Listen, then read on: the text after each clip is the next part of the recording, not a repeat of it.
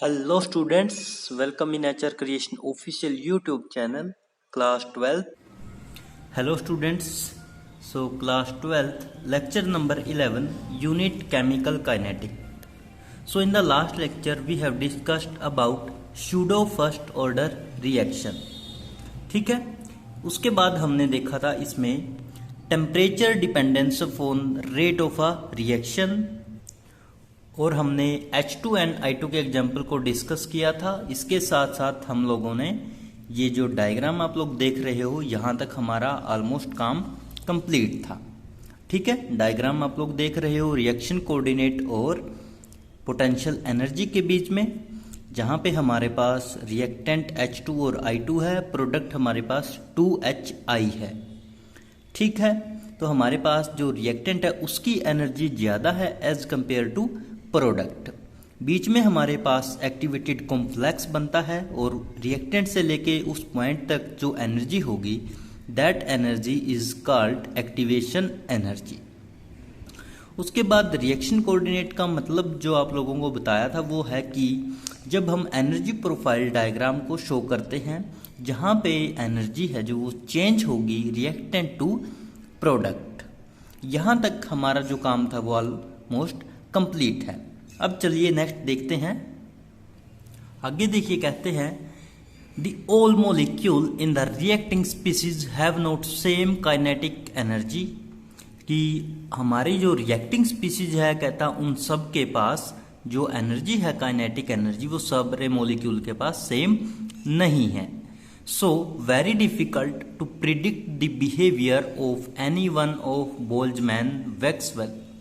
So कहता इसका मतलब तो ये हो गया कि ये बहुत ही डिफिकल्ट हो जाएगा प्रिडिक्ट करना उस वैल्यू को किसी भी मॉलिक्यूल की। कौन से मॉलिक्यूल? जो रिएक्टिंग स्पीसीज के अंदर हमने काउंट किए हैं। कहता फिर हमारे पास बोल्ट्जमैन एंड मैक्सवेल ने स्टैटिक्स यूज की और उन्होंने बिहेवियर बताया मॉलिक्यूल्स का। So now distributions of the kinetic energy described by plotting the fraction of molecule that is Ne by Nt with give kinetic energy versus kinetic energy। तो कहता उसके बाद बोल्ट्जमैन ने और मैक्सवेल ने एक ऐसा प्रिडिक्ट करी वैल्यू जो हमें मॉलिक्यूल्स के बारे में बताएगी, उनकी काइनेटिक एनर्जी के बारे में बताएगी। तो हमें उसके लिए क्या करना पड़ेगा, एक ग्राफ प्लॉट करना पड़ेगा फ्रैक्शन ऑफ मॉलिक्यूल्स के बीच में। देखिए हमने दो टर्म यूज किया, that is Ne, number of molecules with energy E।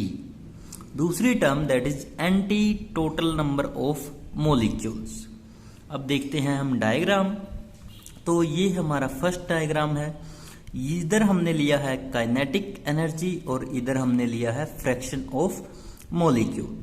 तो यहाँ से डायग्राम स्टार्ट होगा। तो जैसे जैसे देखिए हम काइनेटिक एनर्जी की तरफ बढ़ रहे हैं तो हमारे फ्रैक्शन ऑफ मॉलिक्यूल्स भी बढ़ रहे हैं। इस पॉइंट पे आके जो एनर्जी ही बढ़ रही है लेकिन मॉलिक्यूल का यहाँ पे आके ये है जो फ्रैक्शन ऑफ मॉलिक्यूल्स है, यानी कि मैक्सिमम पॉइंट आ जाता है।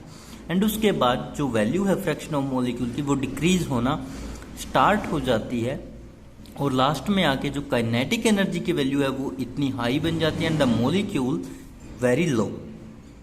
ठीक है, ये जो हमने बनाया है इससे हमने पहले ही बता दिया कि ये हमारा क्या है, मोस्ट प्रोबेबल, यानी कि सबसे ज्यादा काइनेटिक एनर्जी यहाँ पे होगी। उसके बाद हम दूसरा डायग्राम शो करते हैं क्योंकि हम लोग पढ़ रहे हैं टेम्परेचर डिपेंडेंट रिएक्शन।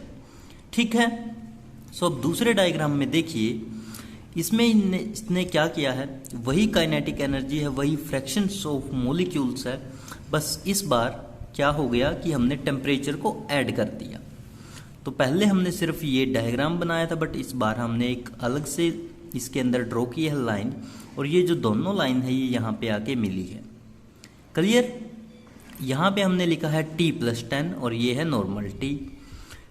अब देखिए यहाँ पे हमने एक सीधी लाइन ड्रॉ करी एंड इस लाइन को हमने थोड़ा सा डार्क बना दिया। क्या कहता है, कहता है ये जो एरिया है जो आपको ये एरो दिख रहा है ये एरिया शो करेगा fraction of molecule reacting at T के ऊपर, और जो दूसरा एरिया बच गया यानी कि ये वाला जो ये देख रहे हो आप लोग, ये एरिया शो करेगा fraction of molecules with react eight T+10। तो यानी कि ये तो हमारा T+10 का एरिया है, ये हमारा T का एरिया है, यानी कि जब मॉलिक्यूल T टेम्परेचर पे और T+10 टेम्परेचर पे होगी।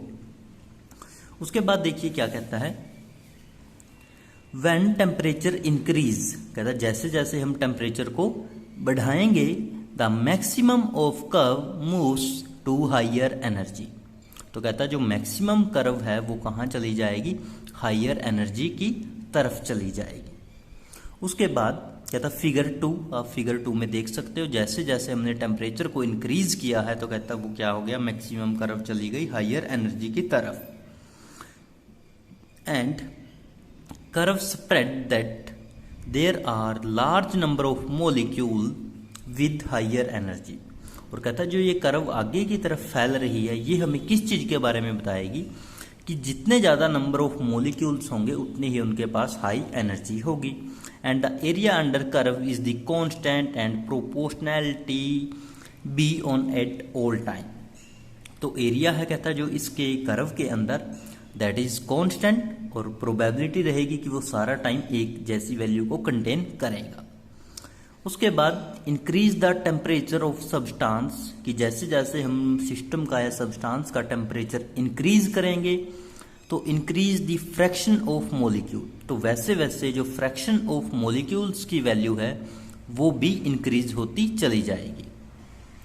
विच collide with the energies greater than EA, और कहता एक टाइम आएगा जब वो उन मॉलिक्यूल के साथ टकराएगी जिन मॉलिक्यूल की एनर्जी EAA से ज्यादा है, यानी कि एक्टिवेशन एनर्जी से जिन मॉलिक्यूल की एनर्जी ज्यादा है उनके साथ कोलिजन होगा। And the factor that is E exponential minus EA over में RT corresponding to the fraction of molecule that have the kinetic energy greater than EA। तो कहते हैं ये जो फैक्टर है ये हमें शो करेगा उन मॉलिक्यूल्स के बारे में जिनकी एनर्जी EA से ज्यादा है, यानी कि एक्टिवेशन एनर्जी से जिनकी एनर्जी ज्यादा है। तो देखिए हमारे पास अरहेनियस इक्वेशन थी कि K is equal to AE exponential minus EA over में RT। इसे हम इक्वेशन 1 मानते हैं या A मानते हैं। अब हम क्या करेंगे, लॉग लेंगे दोनों साइड, तो ln_k इज इक्वल टू, ये हमारा पावर है तो पावर कहाँ आ जाएगी आगे, यानी कि माइनस EA ओवर में RT प्लस ln_A। ठीक है। उसके बाद कहता the plot of ln_k versus 1/t gives a straight line. उसके बाद हम एक ग्राफ प्लॉट करेंगे किस किस के बीच में, ln_k वर्सेस 1/t के बीच में। तो इधर हम वर्टिकल में ln_k लेंगे और नीचे की तरफ 1/t। ग्राफ जो है वो हमारा स्ट्रेट लाइन आएगा, that is y is equal to mx plus c। ठीक है। तो ये जो हमारी स्लोप है that is equal to minus EA over में RK, और ये जो पॉइंट हमारा मैक्सिमम वैल्यू जहां पे होगी ln_k की, इसे हम बोल देंगे इंटरसेप्ट, जो कि इक्वल होगा ln_A के। ठीक है। उसके बाद कहता in equation hair increase in temperature और डिक्रीज एक्टिवेशन एनर्जी, या तो कहता टेम्परेचर के अंदर इंक्रीज कर दीजिए या फिर जो एक्टिवेशन एनर्जी है उसकी वैल्यू को हम डिक्रीज कर देंगे। So will result in an increase the rate of reaction. कहता इन दोनों में से कोई भी जब आप एक काम करोगे तो जो आपकी एक्टिवेशन एनर्जी होगी सिस्टम की वो क्या हो जाएगी, जो रेट ऑफ रिएक्शन होगा वो क्या हो जाएगा, इंक्रीज हो जाएगा। And the exponential increase in the rate constant, और जो एक्सपोनेंशियल होगा उसकी वजह से कहता जो रेट कांस्टेंट है यानी कि हमारा वो भी क्या हो जाएगा, बढ़ जाएगा। ठीक है। आगे the we can calculate activation energy and Arrhenius A constant using these value. कहता हम एक्टिवेशन एनर्जी को और जो हम A अरहेनियस इक्वेशन में यूज करते हैं उसकी वैल्यू को फाइंड आउट कर सकते हैं। कैसे, देखिए at temperature T1 equation ln_k is equal to minus EA over में RT प्लस ln_A। ये हमने C इक्वेशन मानी एट टेम्परेचर T1 के ऊपर। सो कहता है ये इक्वेशन कैसे बन जाएगी, ln_k1 माइनस EA ओवर में RT1 प्लस ln_A। फिर कहता एट टेम्परेचर T के ऊपर क्या होगा, ये इक्वेशन बन जाएगी ln K2 is equal to EA over में RT2 प्लस में ln A। क्लियर। उसके बाद A is constant for a given reaction, हमें पता है A जो है हमारा वो कांस्टेंट है। K1 और K2 हमने क्या लिया है, वैल्यू ली है हमने रेट कांस्टेंट की at the temperature T1 and T2। Subtract करेंगे D इक्वेशन को फ्रॉम E में से, D हमारी K1 है और D हमारी K2 है। सो क्या बनेगा कि ln K2 minus ln K1 is equal to EA over में RT1 माइनस EA ओवर में RT2। उसके बाद K1 यहाँ पे माइनस में तो इसके नीचे ले आएंगे, यानी कि ln K2 by K1 is equal to EA over में R, दोनों में ही सेम है तो हमने बाहर निकाल लिया। अंदर बचेगा 1 by T1 minus 1 by T2। उसके बाद हम ln को लॉग में कन्वर्ट किया, K2 बाई K1 ln को लॉग में कन्वर्ट किया तो यहाँ पे क्या होगा, हमने वैल्यू डाल दी EA ऐसे कैसे 2.303 R same 1 by T1 minus 1 by T2। उसके बाद log K2 by K1 is equal to EA over में 2.303 R।